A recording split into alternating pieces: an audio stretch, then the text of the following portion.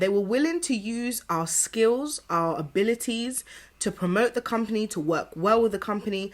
But when it came to promotion in terms of actually being in a position of overall leadership, they did not want that to happen.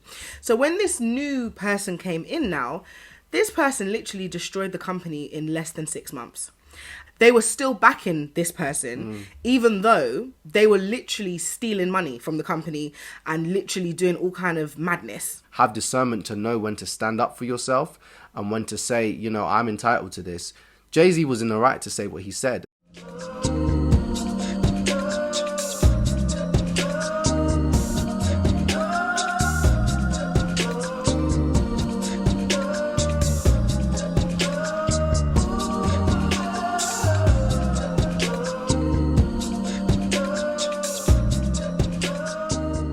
Hey family, welcome back to our channel. We are Velvet Devotion, aka Mr. and Mrs. B, and we are Christian artists here in the UK in London, and this channel is all about helping artists to understand the issues that they may face due to their creativity. So today we got some interesting things to talk about. Mrs. B, please tell them what we're talking about. So, for those of you who may not know, Jay-Z and Beyonce were at the Grammys recently. Jay-Z kind of went on a little bit of a rant where he was talking about certain things that really hit home for a lot of artists, and he was saying a lot of things that a lot of people, you know, feel but don't necessarily say out loud. And we really noticed that there was a correlation between what he was saying and what ICECUBE had said in an interview a few days before, and we thought we would really just put the two together, see what we could learn as artists and see what we could take away from the situation. So let's watch first of all the ICECUBE interview and basically just look into the agendas of others that are being placed upon us as artists and see how we can overcome this and how we can learn from this, and then we'll move on to listening to what Jay-Z actually had to say and how we can apply this to our lives and make changes that are appropriate for us in our circumstances.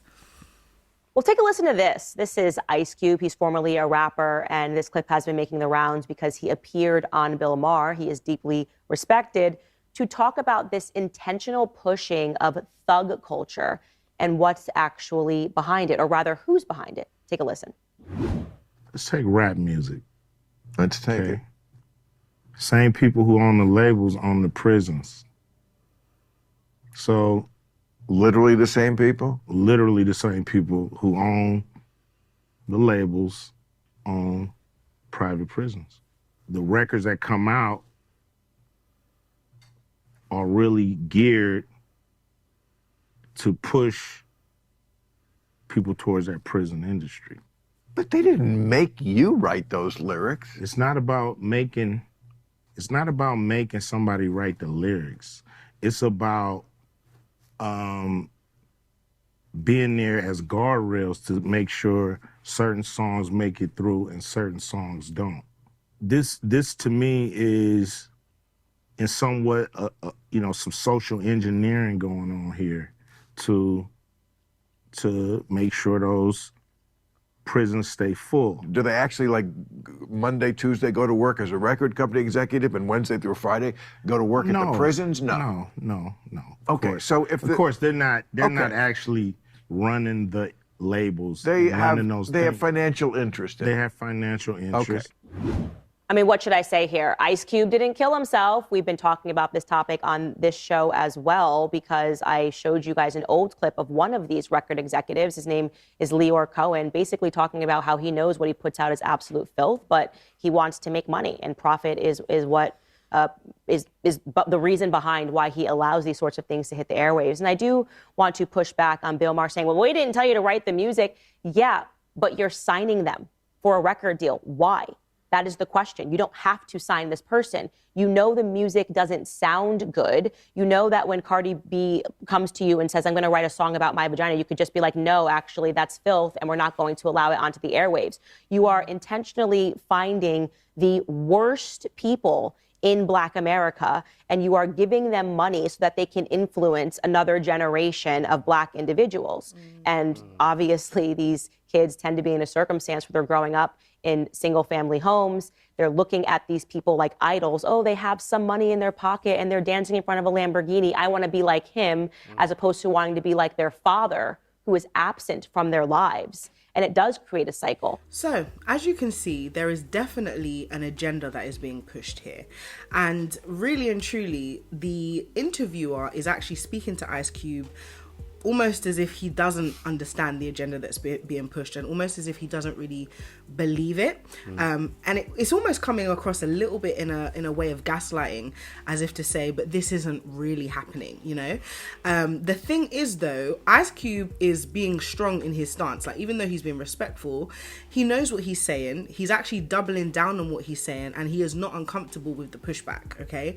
Because we have all known for years that there has definitely been an agenda to only promote certain groups in a certain way. So essentially, they're happy for us to succeed and make money as long as it's making them money, but they don't really want us to come outside of a certain box because it's a way of control, really.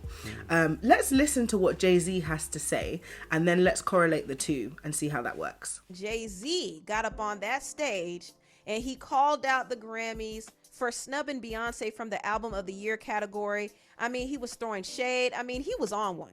He was really, really on one. And I don't know where the energy came from, but I do believe something happened behind the scenes. Jay-Z wasn't too happy. He called out the Grammys. This is what he said.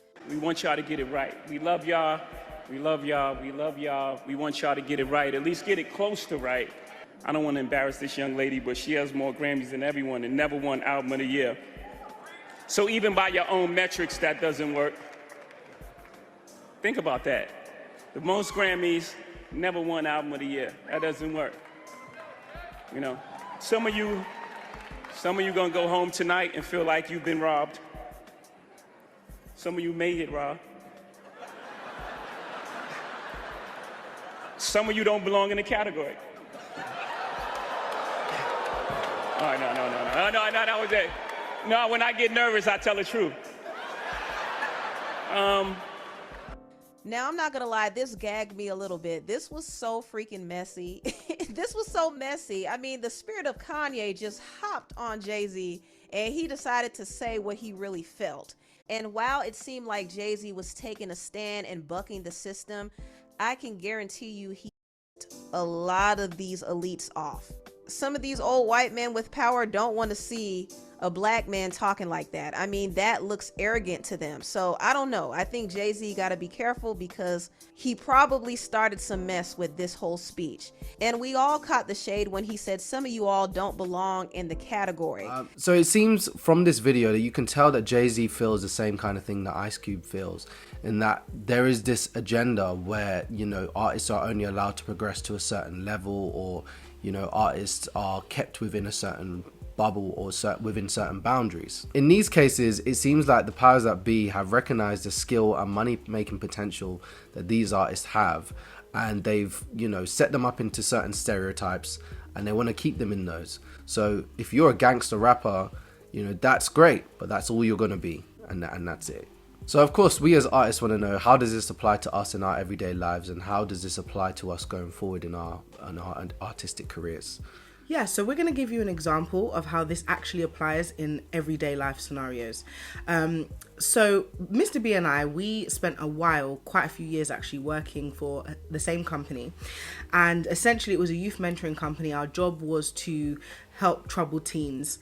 And basically they were very much so, when we first came into the company, they seemed to be very welcoming. They seemed to be very much so, you know, encouraging to us. And the sad thing is, this was actually a Christian company. And I'm saying this because oftentimes as Christians, we can feel that things like this are not going to happen to us. It's not going to necessarily apply to us because we're working for other Christians. But the truth of the matter is, people are sinners. People have problems. People are flawed, no matter what, you know, what way in life you're walking, and you have to know and expect that these things can happen to you at any point. So essentially, Mr. B and myself, along with another woman who had actually been in the company for years before us, we were essentially three of, you know, the main people who basically helped to create a lot of change in the company. And it's fascinating because I ended up being one of the team leaders, and the other lady who was there, she had been there much longer than me, and she was amazing. And I mean, absolutely amazing. We're going to call her Andrea. And it's funny because basically, Andrea had been putting in work for years, and I mean putting in the work. She had an excellent reputation in the community. She had an excellent reputation with the kids, the parents, everything. My reputation was similar, but obviously where she had been working for so many more years than me, it was obviously outstanding compared to my reputation. But the reason I say that me and Mr. B were obviously doing a similar thing is because even though we were in the company for a shorter time, we were seeing drastic results with the kids that we were working with. And what was funny is basically the CEO decided to step down from the company, and he did not even tell Andrea that he was going to be stepping down, right? He basically just decided he was stepping down. He was handing the company to someone else, and it was someone who seemed completely random, okay? Even though we did know them, it was crazy because we all thought the natural thing would be for Andrea to take over the company because she had been literally working there for I think maybe 12 years or more, and all of her skill and potential and creative ability and love and passion, she had been pouring into this company all these years, right? So to me, it was just the most logical step for her to take over. And essentially, not only did they pass her up, but they didn't even consult her or even mention it. So when the CEO put down his mantle, essentially, and got in this other random person, the other random person clearly was not designed for this job in any way, shape or form. But because they did not see Andrea or even me, because really and truly both of us could have worked together to do something, right? They didn't see us as being the type of people that they wanted to take over the company, even though they recognized that all of our skills and ability were helping the company and drastically helped the company to progress. They didn't actually want us to be in charge or be the head of the company, if that made sense. Right. So when when the other guy took over, for about a year, the company just remained stagnant. So there was no progression, but there was no loss, if that made sense. There was a lot of struggle and a lot of confusion, but there was no progression and no loss. And essentially, Andrea and myself kept things afloat. And what was fascinating is after that year, the person who the CEO gave the company to decided to quit. For various reasons, they decided to quit. And you would think that the CEO and the trustees of the company would be like, you know what, maybe we made a mistake. Maybe we should go back to Andrea, who actually really has been making this company run this whole time. Yeah. Or, you know, go to somebody in the company who's actually been here to try and make something work. No, they decided to get another random person who really had no experience in the field in any way, shape or form, and actually turned out to be a scammer to run the company. And so what was fascinating about the situation is they overlooked Andrea twice. They overlooked me twice. Yeah. And both of us were beyond qualified for the role. Yeah. And so it was amazing because they were willing to use our skills, our abilities to promote the company, to work well with the company. But when it came to promotion in terms of actually being in a position of overall leadership, they did not want that to happen. So when this new person came in now, this person literally destroyed the company in less than 6 months. And literally. And so it was fascinating to me because Andrea and myself, we were the team leaders and we were specifically trying to warn the company that this person was a scam artist, and they just were not paying attention. Not only were they not paying attention, they were still backing this person, even though they were literally stealing money from the company and literally doing all kind of madness, you know. And essentially both Andrea, myself, and all of the other colleagues in the company confronted this person in front of the original CEO. Yeah. It was clear that this person was lying straight to our face. Yeah. And the original CEO still did nothing. Yep.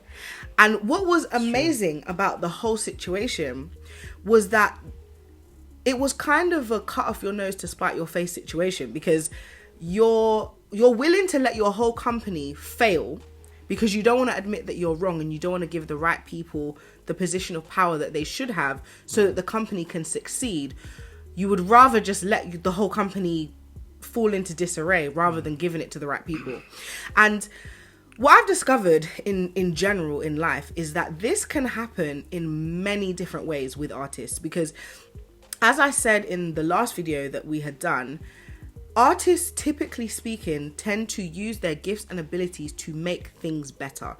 They tend to, everywhere they go, something is created and born, because that is the gift and the ability that God has given them. So when you are an artist and you're a creative person, anywhere you go in your job space, typically speaking, things are going to improve. And it's because that's how you're designed. It's because you're actually designed by God to not only stand out, but to use the gifts that God has given you to bring attention to whatever it is you're focusing on. And so it's amazing, because really these are things that people in positions of power should recognize and promote, and they will promote it, but only as much as it benefits them and they can control you. So yes, how do we learn from this, and how do we avoid this in the future? I think the way we can learn from this is that, first of all, we need to acknowledge that there is an agenda. And, you know, so many people like to say, oh, well, there's no conspiracy, there's nothing going on, and you're just being paranoid. But there's so much undeniable evidence out there that it's like, how can you not understand that there's something going on? Now, we as Christians as well, we know that the Bible literally tells us that there are principalities and powers that operate on this earth, in this kingdom, literally, the things that we don't see, that we can't control, that we don't understand. So really and truly, that's the first step. Acknowledge that there are things happening that are outside of your control, and there are systems in place to make certain people succeed and others fail. Regardless of which side of the system you're on, you're going to be affected by it at some point. At the end of the day, you know, regardless of what's happening, you need to trust God first, and don't try and trust other people. Like, trust God, don't trust people. And believe in the gifting that God has given you, and walk in it and understand it, and know that it's something that He has given you to use for a good purpose. And even if other people don't recognize it, it doesn't matter. Yeah. So yeah, that leads us on to the second point, which is know your value and walk in it. So one thing that I will say about Beyonce, I do not like, typically speaking, to, you know, really support a lot of the things that she does, because I don't necessarily recommend her as a, you know, influence to society generally. But what I do appreciate about Beyonce is she knows her worth and she walks in it. So she does not take anything below what she feels that she is entitled to. She does not make a fuss either, though. She just either does something or doesn't do it. She either partakes or doesn't partake. And she is not afraid to walk away from a situation if it does not give her what she is actually due. And I think as artists, we need to be willing to walk away from things when people are taking advantage of us. And we need to be not afraid to speak up for ourselves. We need to understand that we are actually worth the time and effort and energy that we are putting into something. And that really, that should be acknowledged. It doesn't necessarily mean that, you know, we have to be treated any kind of super special all the time. But really, it just means that the workman is worthy of his hire. Like, if you have worked for something, you are worth the wages you are being paid. You are worth the respect when you have actually put in the work and you've actually done the right thing. And I understand that Beyonce has won many awards in her life, but the truth of the matter is Jay-Z was talking complete sense. How can you win 32 awards in your life? From this particular ceremony, you've won this amount of awards, but yet you've never won Album of the Year. That seems very purposeful and strategic. And so the sooner you understand that there is an agenda, the sooner you understand who you are and your value, the sooner you can actually walk away if something is ridiculous and they're asking for something that doesn't make any sense from you. So our last point is find a way for you to practice your creativity without depending on other people, especially stupid people that will try and hold you back or hold you down. Like, what you need to do is be able to diversify with your creativity and move into other areas. So for example, Jay-Z and Beyonce, they have got their own record label, and you know, they've started other businesses. You know, Beyonce does acting and etc, etc. Similarly with ICECUBE, he's moved out of just being this kind of gangster rapper to doing acting, and he's probably got other things going on the side as well.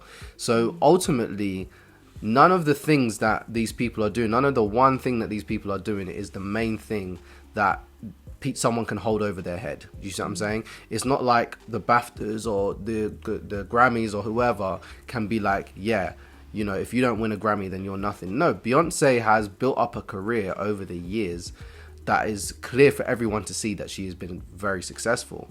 And same with ICECUBE, of course, not to the same kind of level, but between Jay-Z and Beyonce and all of them, like, their levels of success have come in front of everyone can see what they are. So I think, to be honest with you, that's why it's difficult in this situation, because Jay-Z was in the right to say what he said, and sometimes you have to know, you have to have discernment to know when to stand up for yourself and when to say, you know, I'm entitled to this, really, you should be giving me this. And he did it, to me, I didn't think he did it in a way that was too bad. Like, he didn't cause a fuss. He just said it in the moment that he had a chance to say it. But then at the same time, I felt like Beyonce did a good thing as well by not saying anything, because what she did is she showed that she was above it, and that she does her anyway. So it's really interesting, because, you know, I think you can come from either side with these types of situations. Either, you know, there's a time for you to stand up and say, this isn't right, and you should really honor what I've done, and blah, blah, blah, blah. But then there's also a time where you should just, and I think as Mrs. B said in the previous video, transcend them. Go beyond, go the level above, so that no matter what they do or don't do to honor you or not honor you, it doesn't matter. What you're doing shines in its own light by itself. Absolutely. So guys, thank you so much for watching this video. If you agree with what we said, please leave a comment down below. If you don't agree with what we said, please also leave a comment down below. We love to read your comments. We will try and get back to you. But yeah, thank you so much for watching, and we look forward to seeing you in the next video. Bye.